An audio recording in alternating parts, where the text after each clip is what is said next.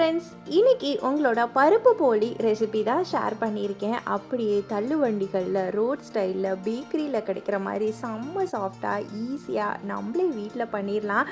ரொம்ப வேலையும் கிடையாது. நான் டிப்ஸ் அண்ட் ட்ரிக்ஸோடு சொல்கிறேன், வாங்க பண்ணலாம்.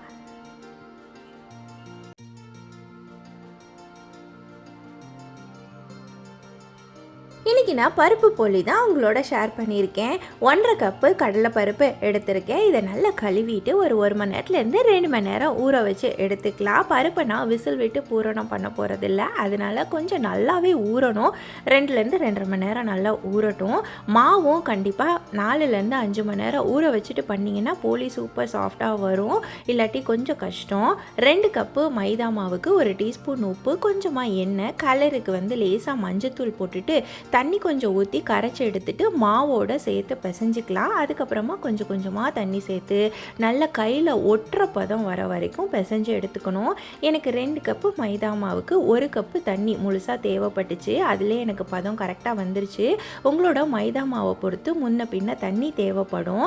இந்த மாதிரி கையில் நல்லா ஒட்டி வரணும். அப்போ தான் போலி திரட்டும் போது அழகாக விரிஞ்சிட்டு சாஃப்டாக வரும். ரொம்ப டைட்டாக மாவு பிசைஞ்சிடாதீங்க.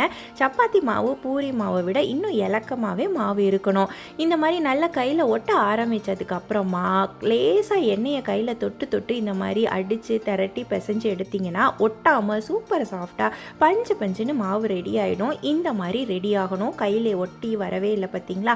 இந்த அளவுக்கு நல்லா ஒரு 10 நிமிஷம் அடித்து பிசைஞ்சு எடுத்துக்கோங்க. கொஞ்சம் கொஞ்சமாக எண்ணெயை யூஸ் பண்ணி பிசைஞ்சுக்கோங்க. இப்போ இது ஒரு 4-5 மணி நேரம் ஊறட்டும். அப்போ தான் போலி சூப்பராக வரும். இன்றைக்கி நான் பூரணத்துக்கு விசில் விட்டுட்டு வெல்லம் போட்டு கிளறி அந்த ப்ராசஸ் பண்ணலை. ஏன்னா அது ரொம்ப டைம் எடுக்கும். இது சட்டுன்னு பண்ணிடலாம். இந்த மாதிரி ட்ரை பண்ணி பாருங்கள், ரொம்ப ஈஸி.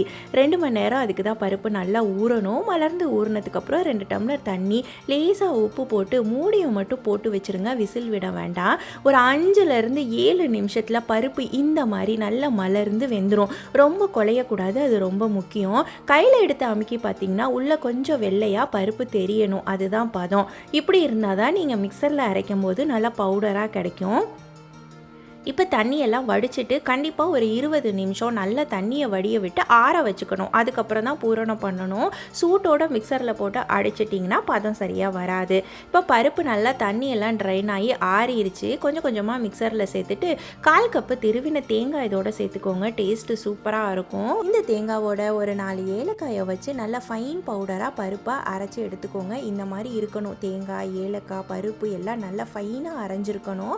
இதுக்கு 1 கப்பு நாட்டு வெல்லம் நான் உடச்சி போட்டு நல்லா மிக்சரில் அதையுமே பவுடராக பண்ணிவிட்டு சேர்த்துக்கோங்க. எல்லாமே நல்ல பவுடராக இருக்கணும். ஏன்னா இந்த பூரணம் நல்லா சாஃப்டாக ஸ்மூத்தாக இருந்தால் தான் போலிக்குள்ளே வச்சோன்னா அழகாக வச்சு திரட்டுறதுக்கு வரும். பருப்போ இந்த வெல்லமோ திட்டு அரைப்படாமல் இருந்தால் சரியாக வராது. அது மட்டும் கவனமாக வச்சுக்கோங்க. இப்போ இது கூட லேசாக நெய்யை போட்டு நல்ல வெல்லத்தோடு பிசைஞ்சு விட்டு கையில் இப்படி லைட்டாக பிடிச்சிங்கனாலே அழகாக லட்டு மாதிரி வந்துடும்.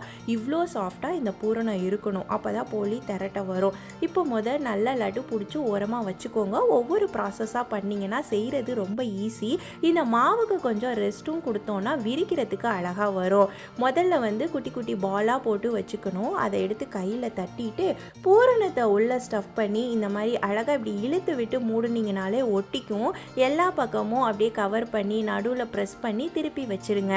ஒரு 4-5 உருண்டை இந்த மாதிரி பூரணம் வச்சு ரெடி பண்ணி ஒரு 2 நிமிஷம் ரெஸ்ட் கொடுத்துட்டு முதல் உருண்டையிலேருந்து இப்படி திரட்ட ஆரம்பித்தோன்னு வைங்களேன், மாவு நல்லா அப்படியே ஸ்டிக் ஆகிட்டு சூப்பராக திரட்ட வரும். இந்த பூரணம் வச்சுட்டு ஒரு 2 நிமிஷம் அப்படி ரெஸ்ட் கொடுத்துட்டு திரட்டினீங்கன்னா ஈஸியாக அப்படி விரிஞ்சு வந்துடும். நம்மளுக்கு டக்குன்னு போட்டு எடுக்கிறதுக்கும் வேலை ஈஸியாக முடியும். கையில் இப்படி தட்டினாலே மாவு அழகாக விரிஞ்சு வருது பார்த்தீங்களா? மாவு ஒரு 4-5 மணி நேரம் ஊறினா தான் இந்த பக்குவத்தில் கிடைக்கும். அதே மாதிரி நல்லா தளன்னு பிசைஞ்சிருந்தீங்கன்னா சூப்பராக இந்த மாதிரி வந்துடும். கையில் தட்டினீங்கன்னா கொஞ்சம் திக்காக தட்டி எடுத்துக்கலாம். பட்டர் பேப்பர் போட்டிங்கன்னா தான் நல்ல தின்னாக கிறிஸ்பாக கிடைக்கும். இந்த மாதிரி மெல்லிஸாக விரிக்கிறதுக்கு பட்டர் பேப்பர் யூஸ் பண்ணிக்கோங்க. பட்டர் பேப்பரை மேலே போட்டு அந்த பேப்பர் மேலே அப்படியே இழுத்து விட்டிங்கன்னா நல்ல தின்னாக வந்துடும் போலி. அவ்வளோதான், ரொம்ப ஈஸி. இந்த ஸ்டெப்பை மட்டும் ஃபாலோ பண்ணிக்கோங்க. இந்த மாதிரி கையில் தட்டினீங்கன்னா கொஞ்சம் திக்காக வரும்.